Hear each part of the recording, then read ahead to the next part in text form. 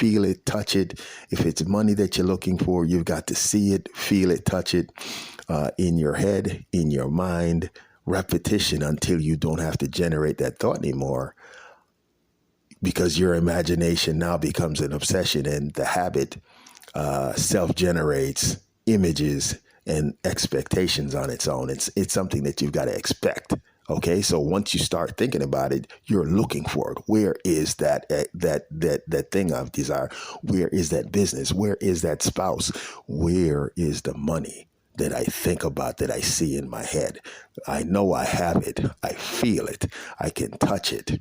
Okay, and I'm going to give you an imagination exercise at some point that you can go through and visualize and feel and touch your desires. Now, people will become sick of you because your desire is all you talk about. And because it dominates your thoughts and your actions, they'll be sick of you. They'll say, "Oh, you just talk about this thing way too much." Yeah, that's a good thing. Okay, so when you achieve self-generation of your desire, of the how will come to you through revelation from the Holy Spirit. How to exactly to get or create the thing you desire, or sometimes it will just materialize and it'll just be attracted to you, and it will find you. It will find you.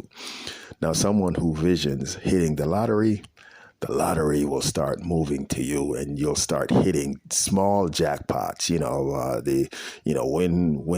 Win seven, or the dollar scratch offs, or the $10 scratch offs, until it becomes gradual and more gradual, until you start moving up and you see the money flowing into their bank accounts. Someone who is imagining money will start to see the money moving to them, being a magnet to them, and being moved into their bank accounts. Someone visualizing business will start to see new business being generated. An actor might notice an increased activity in callbacks. You will attract the thing that you desire, just like the person who has a phobia will see the fear appear to them effortlessly. The same for you. You will start to feel and see the thing that you desire in your head, that you already have it, and it's moving towards you. This worked for me. It'll work for you. Believe it, have faith, do it, and you repeat it. Okay.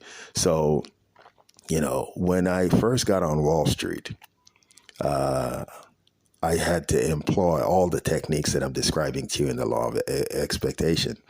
I had the desire to make millions, but I did not have the knowledge or the know-how of how to do it, how to make it happen. So I had to create an obsession for my desires to make millions by constantly repeating my desire, imagining and visualizing my end result of making millions.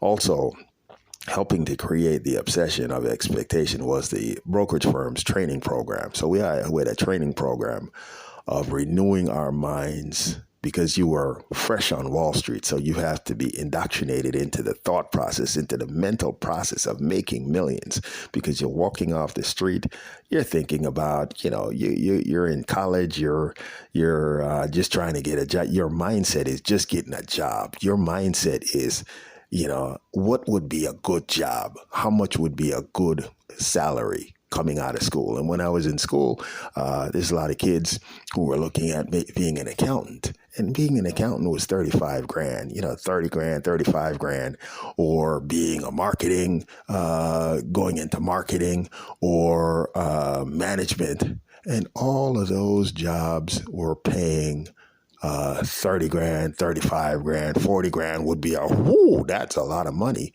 type job. But what I wanted to do was way above all of that. So I had to now renew my mind. And when I got on Wall Street, I started working, being an apprentice for guys that were making 30 grand a month, 50 grand a month, 100 grand a month.